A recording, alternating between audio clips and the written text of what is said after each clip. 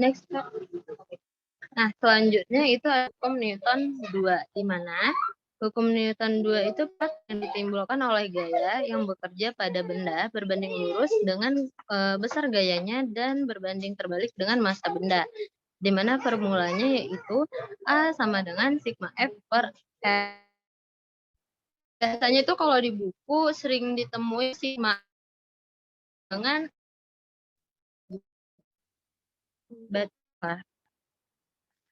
karena kita sesuaikan dengan bunyi dari hukum Newtonnya, makanya kakak bikin dia persamaan itu menjadi A sama dengan sigma F atau jumlah si gayanya itu per si massa. Di mana penerapan si hukum Newton kedua itu adalah benda bergerak lurus berubah beraturan. Next.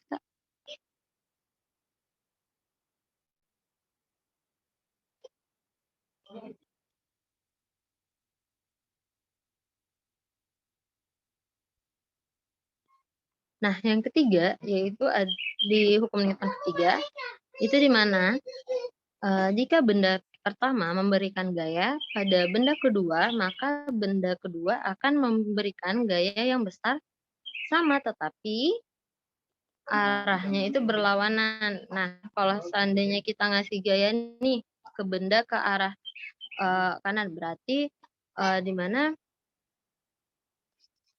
dia nanti bakalan nimbulin gaya ke sebelah kirinya gitu. Karena persamaan dari hukum Newton ketiga itu F aksi sama dengan min F reaksi. Oke, bisa di next, Kak. Nah, sampai sini ada yang mau ditanya nggak?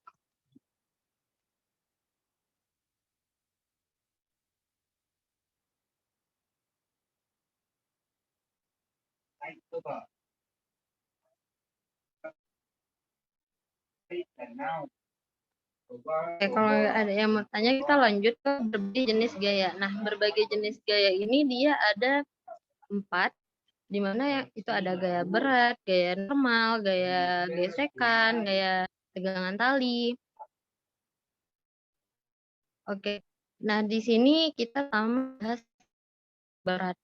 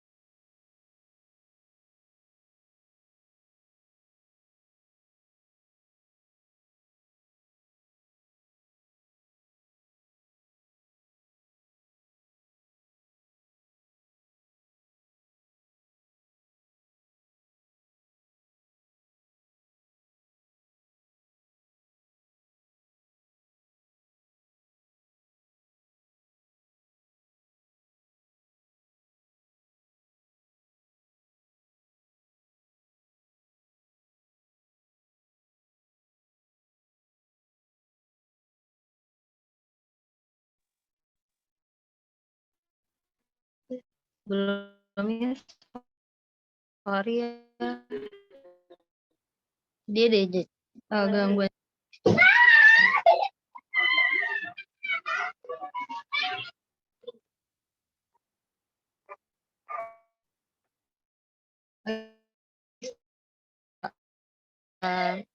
Kakak bilang kalau yang si benda datar itu dia kita narik si garis W-nya di tengah si benda.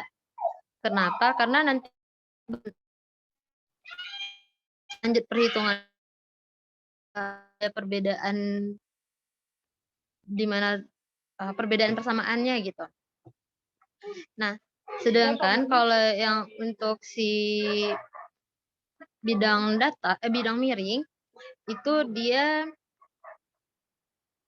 kalau bidang miring itu dia kita bisa lihat di mana ada sudut yang terbentuk, dan di sini sebenarnya ada garis gaya normalnya, di mana gaya normal itu yang baru bisa kita tarik dari bidang ke arah atas gitu. Bisa next, Kak.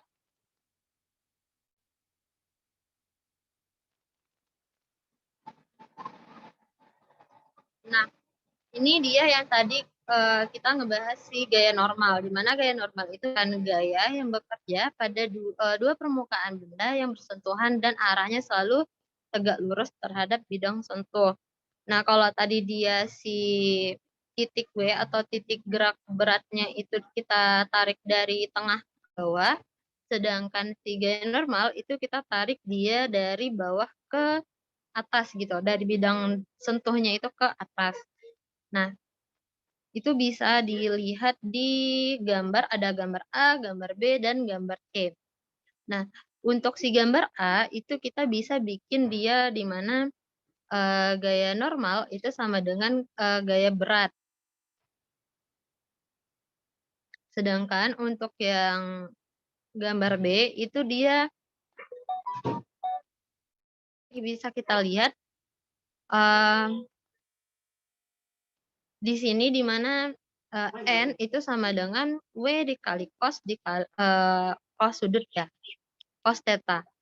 Nah, sedangkan untuk si gambar C itu kita bisa buat formulanya atau persamaannya itu sama N sama dengan W ditambah F. Kenapa ditambah? Kenapa si gaya sama gaya berat itu ditambah? Karena arah dari si gayanya ini sama-sama dia menuju ke si benda yang bersentuhan gitu, dari bidang yang bersentuhan. Nah, selanjutnya itu ada gaya gesek, di mana gaya gesek ini dia ada dua. Ada gaya gesek statis dan ada gaya gesek kinetis. Nah, kalau gaya gesek statis berarti dia itu persamaannya gaya gesek statis sama dengan nu statis dikali N. N ini gaya normalnya gitu. Sedangkan untuk gaya kinetis, dia gaya gesek kinetis sama dengan nu kinetis dikali dengan gaya normal. Nah, sampai sini ada yang mau ditanya?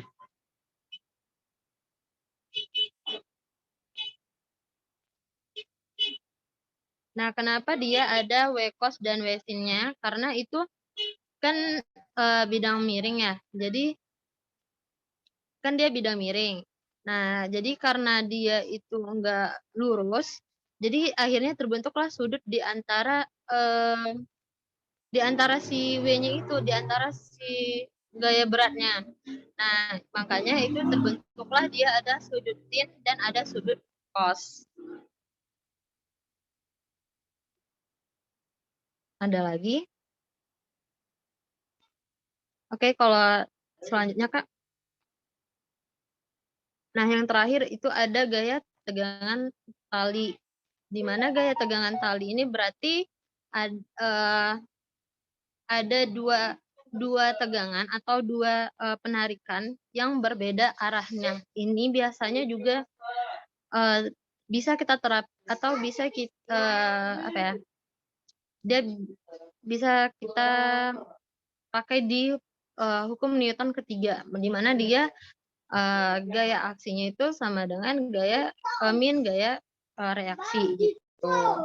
Makanya dia berlawanan gaya tegangannya. Sampai sini ada yang mau ditanya nggak?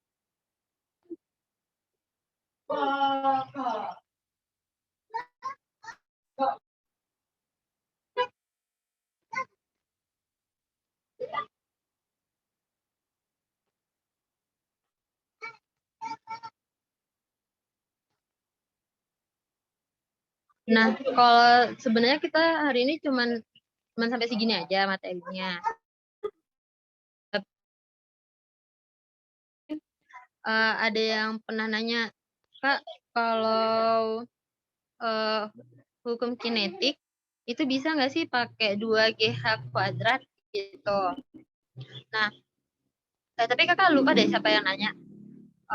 Cuman itu jawabannya bisa. Kapan sih kita kan setelah M dikali V kuadrat ya. Nah, kenapa sih bisa kepake dia 2GH gitu. Sebenarnya itu persamaan dari gerak jatuh bebas, di mana dia V sama dengan akar 2GH gitu. Nah,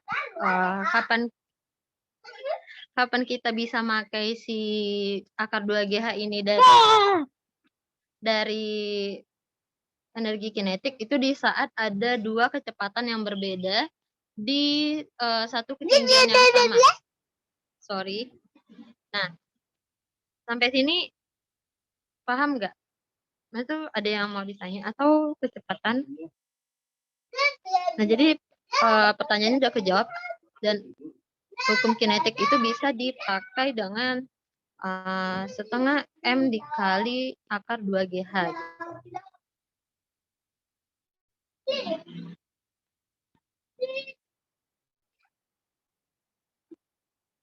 Nah, untuk contoh soalnya, gimana kalau seandainya nanti kakak kasih aja? Nanti kakak kasih ke It's okay kan? Wait ya.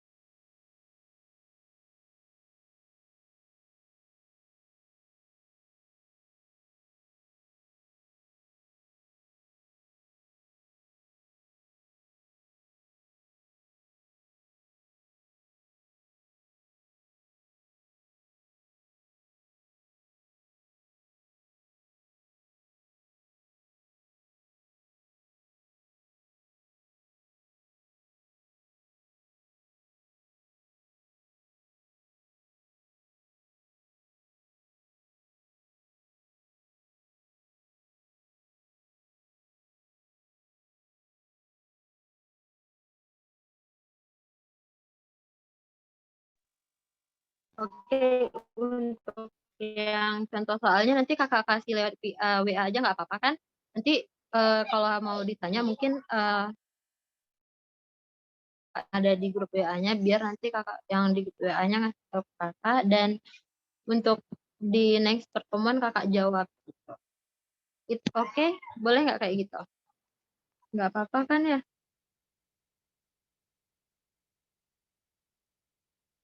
Nah, ada lagi yang mau ditanya?